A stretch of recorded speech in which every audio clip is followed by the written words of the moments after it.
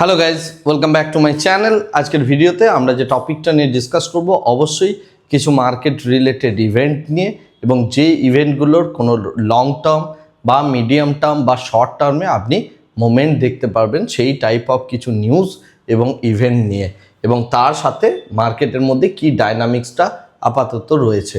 তো প্রথম কথা হচ্ছে, আমরা যেটা দেখতে পাচ্ছি সেটা হচ্ছে ইউএস এবং ইরানের মধ্যে আবার সেই পুনরায় চর্বিত চর্পণ সেটা কন্টিনিউয়াসলি চলছে।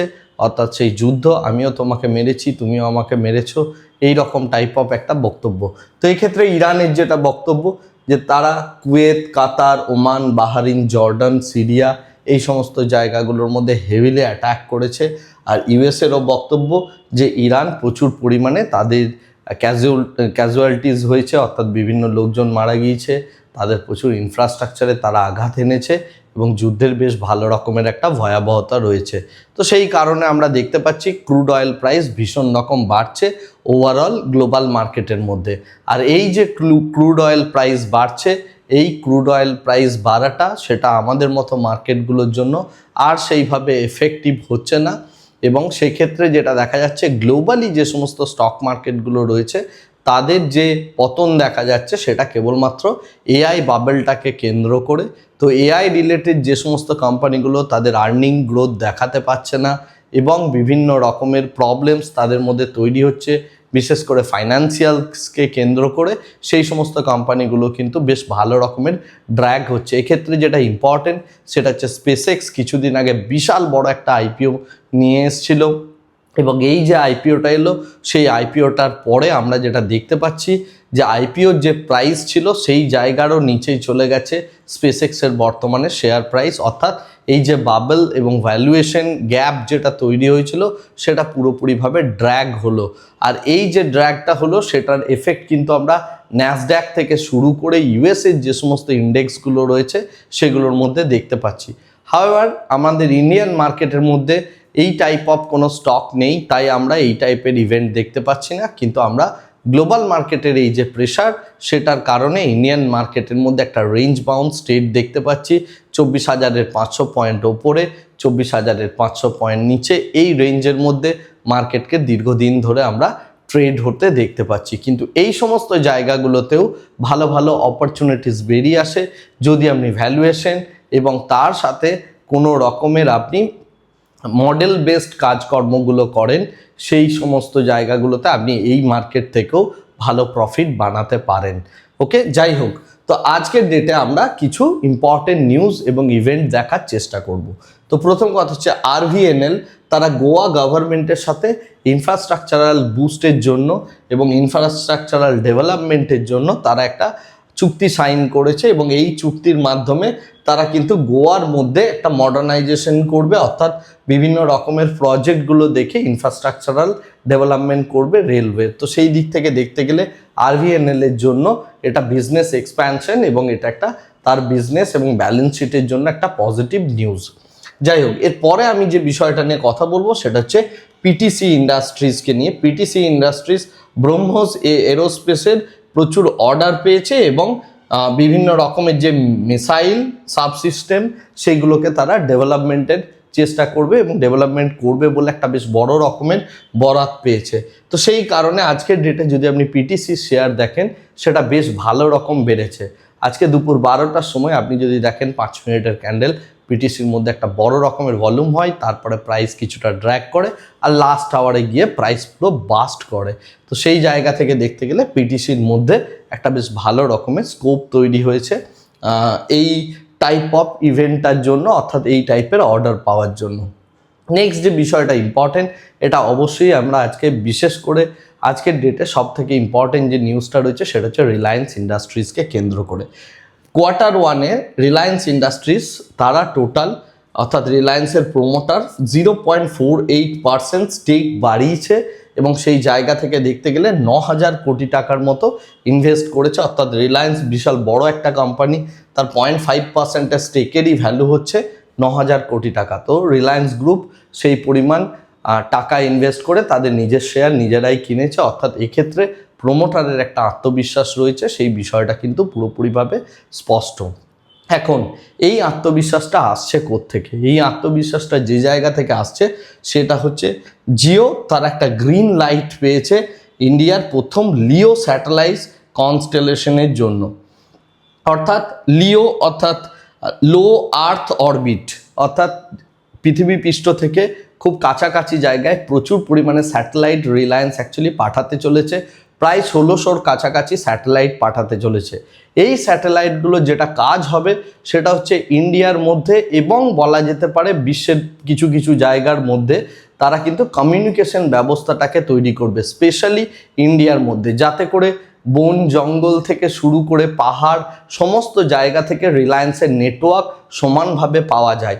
এবং এই যে টেকনোলজিটা, এটা মডার্ন জামানার টেকনোলজি বলা যেতে পারে এবং এই টেকনোলজিটা স্পেসএক্স ইউজ করে, যে কারণে ইলন মাস্ক এই বিষয়টা নিয়ে প্রচণ্ডভাবে ভোকাল হয়েছিলেন এবং স্পেসএক্সও বিজনেস করতে এসছেন।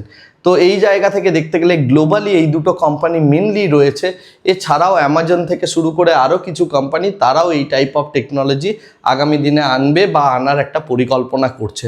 তো এই জায়গায় ইন্ডিয়াতে যদি দেখা হয় তাহলে রিলায়েন্সের সাথে স্পেসএক্সের একটা টক করে এই জায়গাতে বিজনেসের একটা ফাইট হতে চলেছে। কিন্তু যেহেতু রিলায়েন্স ইন্ডিয়ান কোম্পানি এবং তার সাথে দেখতে গেলে ইন্ডিয়ার পলিসি মেকারদের সাথে রিলেশনশিপও ভালো, তাই এই জায়গাটার জন্য রিলায়েন্স কিন্তু আগামী দিনের 6G টেকনোলজিতে নিজেকে অনেকখানি আগিয়ে রাখলেও সেই জায়গাটা বলা যেতে পারে। এছাড়া যেটা ইম্পর্টেন্ট, ইন্ডিয়ার ডিফেন্স সিস্টেমের জন্যও এই সমস্ত যে স্যাটেলাইটগুলো রয়েছে সেই স্যাটেলাইটগুলো কাজ করবে। সো পরবর্তীকালে গভর্নমেন্ট যে ডিফেন্সের প্রাইভেটাইজেশন করতে চলেছে সেই জায়গা থেকে যে সমস্ত ডিফেন্স কোম্পানিগুলো উঠে আসবে তারা রিলায়েন্সের কাছ থেকে মেবি এই সমস্ত স্যাটেলাইটের টেকনোলজি ধার নিতে চলেছে এবং যে কারণে এই জায়গাটার মধ্যে একটা বড় স্কোপ তৈরি হচ্ছে। জিওর মানে আইপিও আসার আগে এই টাইপ অফ নিউজ আগামী দিনে রিলায়েন্স তথাপি জিওকে ভালো রকমই বুস্ট করবে। তো ফিউচার জেনারেশন বা ফিউচার টেকনোলজি হিসাবে যদি বলা যায় এই ডেভেলপমেন্টটা বেশ বড় রকমের কাজ করতে চলেছে রিলায়েন্সের জন্য। আর যে কারণে আজকের ডেটে যদি আমরা দেখি রিলায়েন্সের শেয়ার প্রাইস রীতিমতো বেড়েছে। এনিওয়েজ, এরপরে আমরা মার্কেটের নিউজে আসি। তো প্রথম কথা হচ্ছে যে আমাদের নিফটি, সেন্সেক্স, ব্যাঙ্ক নিফটি প্রত্যেকটা ইন্ডেক্সই আজকের ডেটে রীতিমতো বেড়েছে। অর্থাৎ যে সমস্ত বড় বড় শেয়ারগুলো রয়েছে সেগুলো প্রত্যেকটার মধ্যে বুলিশনেস আমরা আজকের ডেটে দেখতে পেলাম। কিন্তু মিড ক্যাপ এবং স্মল ক্যাপ পার্সপেক্টিভ থেকে বিশাল বড় রকমের কোনো র্যালি এই মুহূর্তে নেই। হ্যাঁ, কিছু কিছু স্টক স্পেসিফিক র্যালি সেটা আমরা দেখতে পাচ্ছি। ইন্ডিয়া ভিক্স 2%-এর 3%-এর কাছাকাছি ডাউন হতে দেখলাম। আর তার সাথে ইউএসডি আইএনআর 96.32-তে গিয়ে দাঁড়িয়ে রয়েছে। অর্থাৎ ইউএসডি আইএনআর খুব একটা বড় রকমের যে পতন হয়েছে সেই বিষয়টা নয়। বিটকয়েন প্রাইস কিছুটা ডাউন হয়েছে গ্লোবাল মার্কেটের রিজনের জন্য। আর তাছাড়া ইউএসের যে বন্ড সেই বন্ডের মধ্যে সামান্য ফ্ল্যাট পোর্শনই বলা যেতে পারে বন্ড ইল্ড এই মুহূর্তে রয়েছে।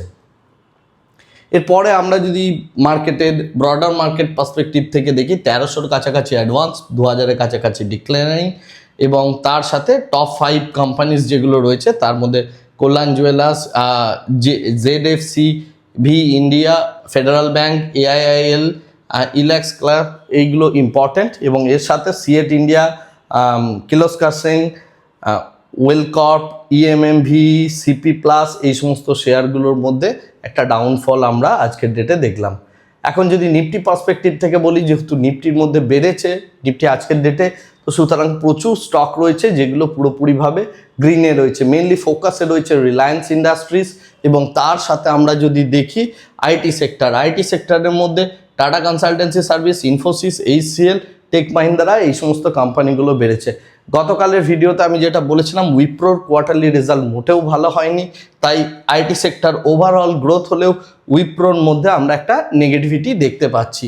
এছাড়া যদি আমরা দেখি ব্যাংকিং অ্যান্ড ফাইন্যান্সিয়ালস, সেখানেও প্রত্যেকটা শেয়ারের মধ্যে আমরা আজকের ডেটে বৃদ্ধি দেখতে পাচ্ছি, রাইট। এবং মোস্ট অফ দ্য স্পেস বলা যেতে পারে আজকের ডেটে গ্রিন রয়েছে, বিশেষ করে অটোমোবাইল থেকে শুরু করে কনজিউমার অর্থাৎ FMCG সমস্ত কিছুই মোটামুটিভাবে দেখতে গেলে আজকের ডেটে গ্রিন রয়েছে। তাই সেক্টরাল পার্সপেক্টিভ থেকে যদি দেখি নিফটি, FMCG, ব্যাংকস এবং তার সাথে oil and natural gas, realty, auto, IT এই সমস্ত সেগমেন্টগুলো রীতিমতো আজকের ডেটে বেড়েছে, যেটা পুরোপুরিভাবে মার্কেটের মধ্যে একটা বুলিশনেস নিয়ে এলো।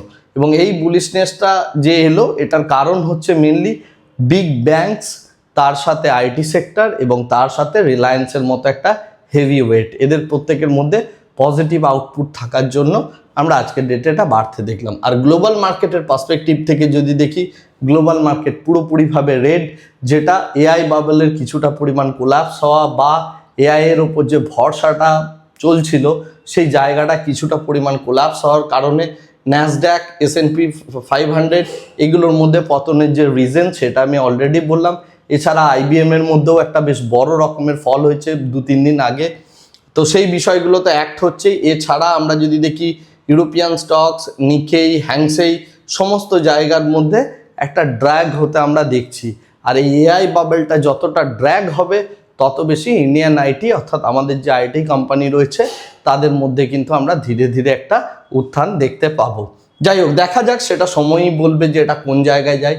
জিওপলিটিক্যাল ইভেন্টসের কারণে আজকের ডেটে দেখতে গেলে ক্রুড অয়েল প্রাইস সেটা রীতিমতো বেড়েছে এবং ন্যাচারাল গ্যাস প্রাইসও কিছুটা পরিমাণ বেড়েছে। সো ইভেনচুয়ালি আমরা গোল্ড অ্যান্ড সিলভারের মধ্যে কিছুটা ড্র্যাগ দেখতে পাচ্ছি। এবং এছাড়া যদি আমরা বেস মেটাল পার্সপেক্টিভ থেকে বলি, বেস মেটাল প্রাইসও ডাউন, কারণ গ্লোবাল মার্কেট যদি ফল করে তাহলে সেক্ষেত্রে মার্কেটের ডিম্যান্ড আসার প্রবাবিলিটি অনেক কমে যায়, তাই সেই কারণে বেস মেটাল প্রাইসও কিছুটা পরিমাণ ড্র্যাগ হয়।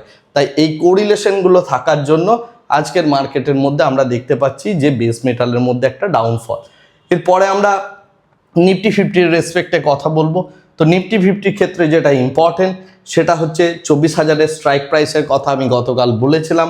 24,000-এর স্ট্রাইক প্রাইস এবং এই প্রত্যেকটা স্ট্রাইক প্রাইসে কল রাইটাররা নিজেদের পজিশনকে কন্টিনিউয়াসলি কাট করেছেন, পুট রাইটাররা কন্টিনিউয়াসলি নিজেদের পজিশনকে বিল্ড আপ করতে থেকেছেন, যে কারণে নিফটির মধ্যে আমরা একটা ঊর্ধ্বগতি দেখতে পেলাম। আমার ধারণা ছিল এটা পুরোপুরিভাবে একটা রেঞ্জ বাউন্ড হবে, কিন্তু সকাল থেকে যেভাবে ওআই এর চেঞ্জেস আমরা লক্ষ্য করলাম তাতে নিফটির মধ্যে আমরা একটা একতরফা র্যালি এক্ষেত্রে দেখতে পেলাম।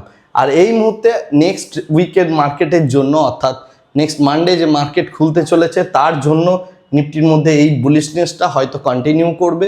তার কারণ হচ্ছে আমরা নিফটির ক্ষেত্রে যেটা দেখতে পাচ্ছি যে এই পোর্শনের মধ্যে ডাউন সাইড পুরোপুরি ক্যাপ, তো মঙ্গলবার অবধি এই ক্যাপিংটা আমরা হয়তো দেখতে পাবো। তাই সেই কারণে নিফটি সাপোর্ট মোটামুটি 24,200-র কাছে বলা যেতে পারে। 24,200, 100, 24,000 সমস্ত জায়গাতেই ভালো রকমের একটা বিল্ড আপ আমরা লক্ষ্য করছি। তাই সেই কারণে নিফটির মধ্যে এই তিনটে জোনের মধ্যে আপাত দৃষ্টিতে দেখতে গেলে একটা সাপোর্ট অলরেডি তৈরি হয়ে গিয়েছে। তো আগামী দিনে অর্থাৎ এই পুরো উইকেন্ড ধরে কীরকম নিউজ ফ্লো রয়েছে এবং তার উপরে সোমবার দিনে মার্কেট কোথায় খুলবে বা কি হতে পারে এবং তার সাথে নেক্সট উইকের উইকলি ভিউ নিয়ে আমি সানডে ইভিনিংয়ে আবার একটা ভিডিও করব। সেই ভিডিওর মধ্যে আপনি মানডের মার্কেট ট্রেড করার আগে টোটাল আপডেটস পেয়ে যাবেন। আজকের ভিডিওটাকে আর এর থেকে বেশি দীর্ঘায়িত করছি না, ভিডিওটাকে এই জায়গাতেই স্টপ করছি। Thank you very much, bye bye, tata.